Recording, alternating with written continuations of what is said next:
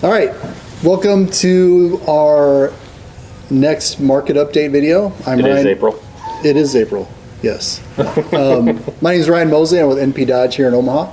I'm Alex Drake with Lincoln Federal Savings Bank. And this month we're coming to you from Spare Time here in Omaha. We're going to talk a little bit with Kim, one of the managers out here at Spare Time, and learn a little bit about what they do out here. So we'll get to that, and we'll show you some video clips of inside as well, so you can, if you've never been here, you get an idea of what they have to offer here. But before she comes on, we're going to talk a little bit about the market updates for this month, for March actually, these stats were released last week. Really nothing that exciting to talk about. We here in Omaha are continuing the trend of still being a seller's market, especially for existing homes. Still looking at just about a month worth of inventory for existing homes. New homes, again, still looking at about 6 months worth of inventory, plenty of opportunities for new construction. Median sale price is exactly 0% higher than last year. $280 right now is the median sale price. Pending listings are up a little bit.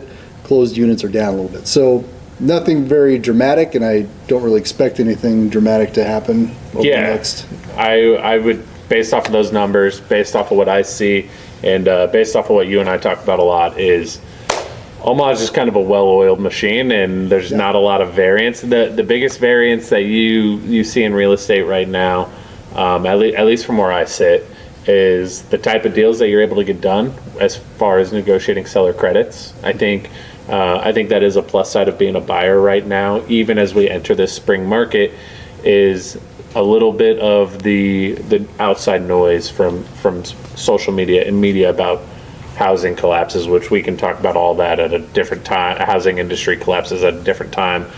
Don't worry, it's not coming. This is not 2008. Yeah, is simply the fact that a lot of that uncertainty, and especially if the seller has to sell their home to get into their new construction or whatever it may be, a lot of the times they're willing to, give some more concessions. I just had a client get nearly $20,000 in closing costs paid for by a seller, and they use a good portion of that to buy down the rate all the way down to 5.25. Wow, so that's pretty good.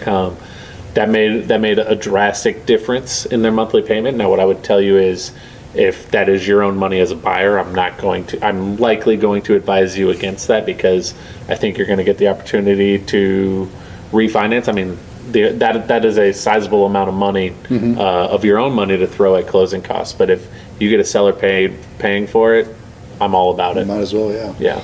And to be clear, when we're talking about statistics and how stable they are, especially in the Omaha area, you want stable statistics. You don't want a roller coaster, because that makes people uncomfortable, and then they're going to get out of the market. Yeah.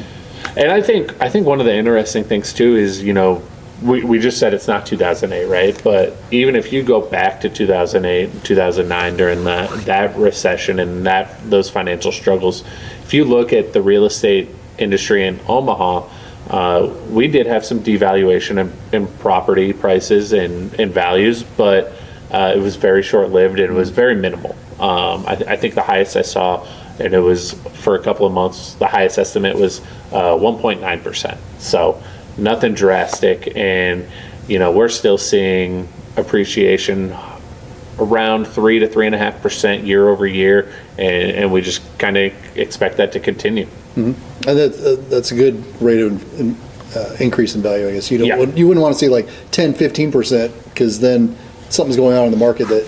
Yeah. So I mean, we saw over COVID between 15 and 20% for a couple of years, and we're still feeling some of those negative effects, right? I mean, affordable housing became a lot less affordable from that round, and we're still trying to get it back to where the affordability is. 100%, and that's just kind of a hard process right now with where rates are, and right. It's a little tongue-in-cheek, right? Because I say ignore some of that outside noise, but then we need that outside noise is part of the reason rates are staying high for so long. Right. So. Well, anything else you would like to share before we bring Kim on? Yeah, I think if you are thinking about hopping in as a buyer, whether you have a house to sell or not, the best thing that I think you can do is talk to a professional before you make an ultimate decision. Get these stats from local experts, have conversations. I just had a conversation with a client this weekend, and they asked me the question, what is the maximum amount I qualify for? And anybody who knows me knows that, to me, that is the worst question you can ask a lender. I could take two clients, the exact same profile, exact same saving habits, everything, same income, same credit score. They can ask me the same question, and my follow-up question is going to give me two different answers for them. And it's simply, what are you willing to spend, right? I mean, everybody's a little bit different. So I think your lender should ask you three questions every time they meet with you, and that's how we decide where you qualify. And it's, how much cash are you willing to part with at the closing table? What's the biggest check you're willing to write every month? And what's your plan for this house? Are you thinking it's 3 years, 5 years, 10 years? Is it your final home? Those are all things that really impact where we want to qualify you. And, I've talked about it before. If you're a first-time buyer, get in as soon as you can, because you're not going to outsave appreciation. But if you get in under your maximum qualifying range, now you're getting appreciation from the home while you're paying off some of that balance. So now you're building equity at a faster rate than you would just be saving. But then you also should still be saving. And then that helps you level up to the next house when you go to buy in 3, 5, 10 years, whatever it may be for your scenario. Okay.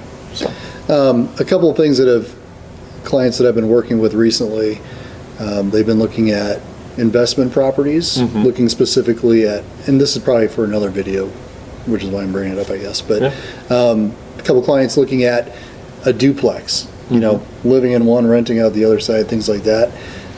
Condos, there seems to be an uptick in people looking for condos right now, for whatever reason. So I think maybe next time we talk a little bit about that. How's that?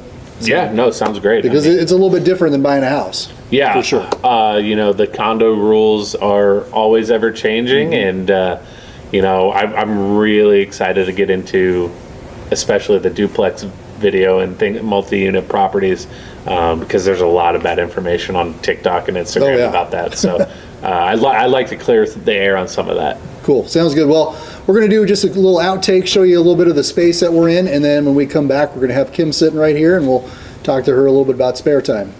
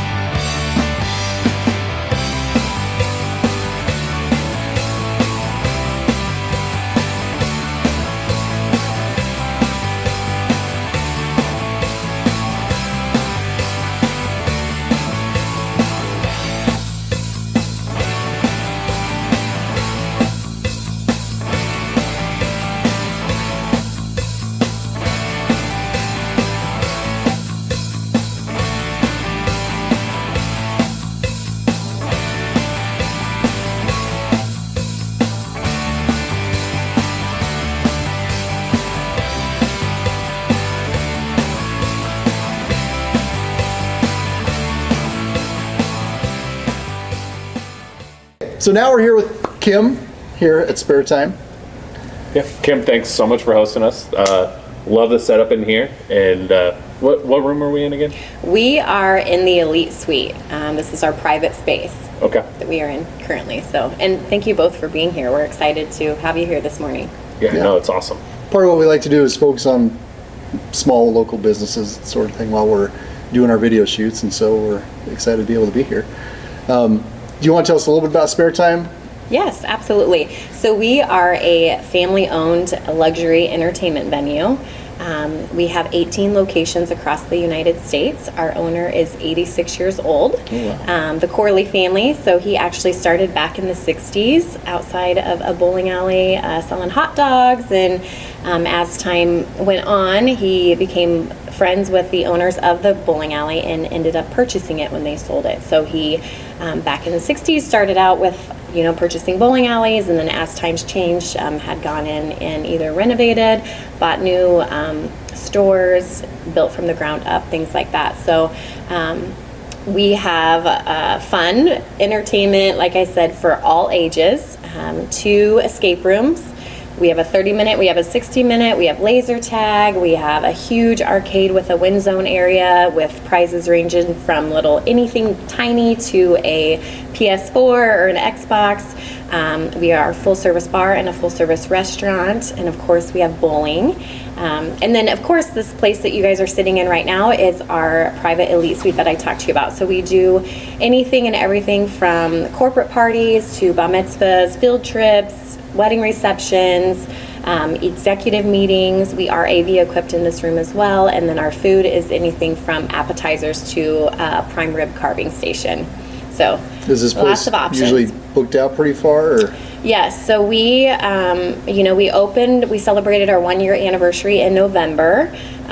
So the ones that did book with us for their holiday parties, they will book, a year in advance. So we definitely book up during the holiday season. Any other locations nearby?